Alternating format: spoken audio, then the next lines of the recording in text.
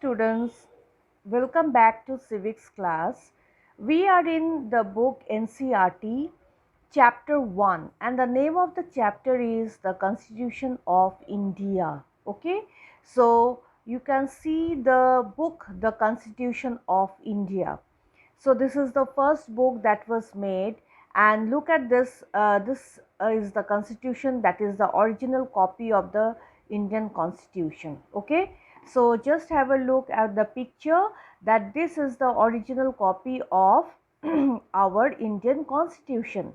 Now let us study that what is constitution.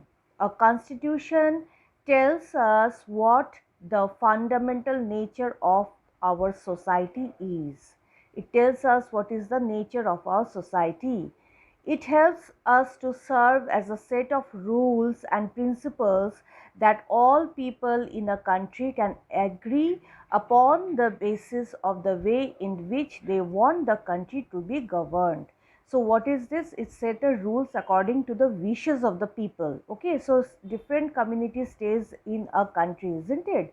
So a country is usually made up of different communities of people who share this certain beliefs but may not necessarily agree on all issues. So it is a constitution that helps us to set rules and principles that all person in a country can agree upon as a basis of the way in which they want the country to be governed.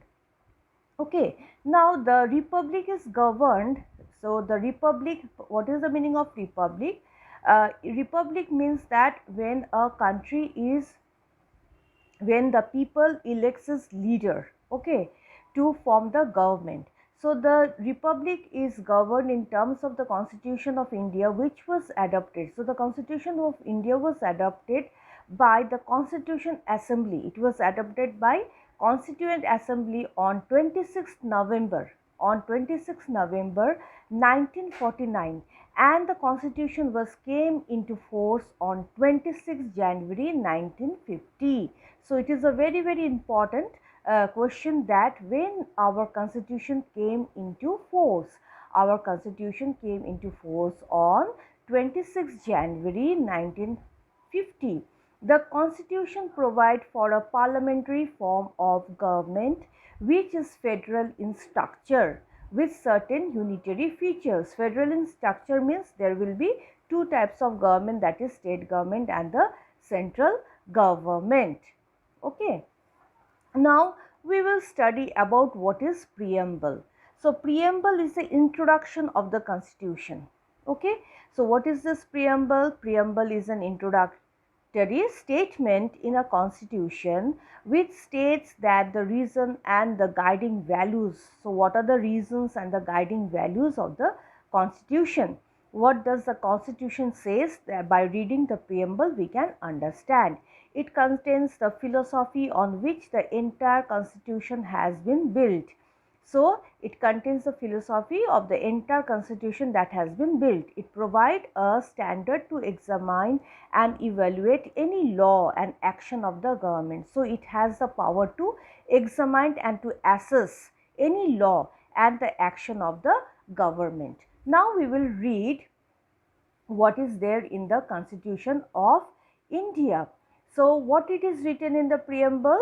That we the people of India, having solemnly resolved to constitute India into sovereign, socialist, secular, democratic republic, and to secure to all its citizens.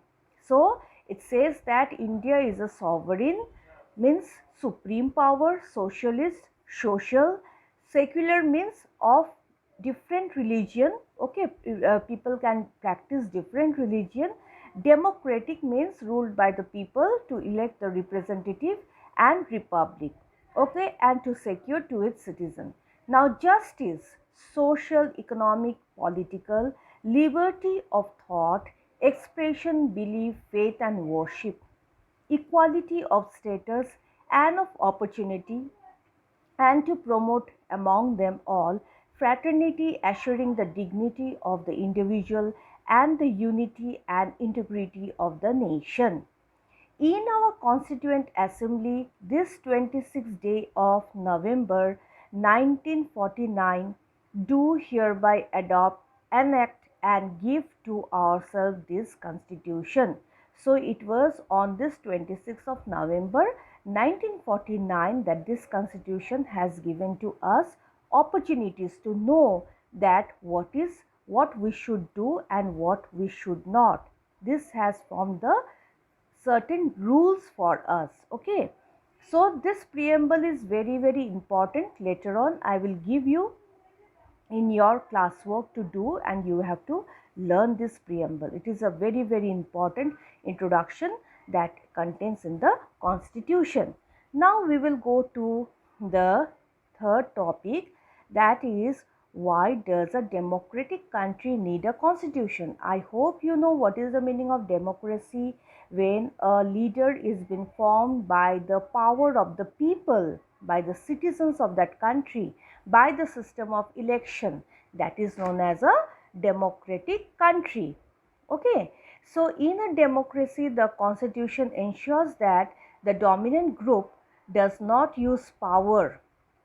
So why do we need a constitution in a democracy? It enables that the dominant group, the power group, the group which is having, they do not use power against the less powerful group.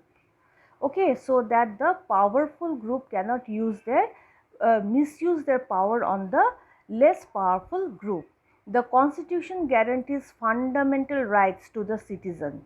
Okay, so next video I will share you all the fundamental rights. Now the constitution guarantees fundamental rights to the citizen for their social, economic and political welfare.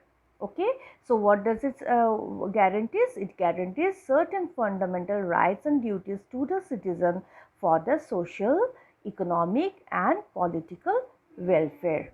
Okay, so students, please watch the video properly. Thanks for watching my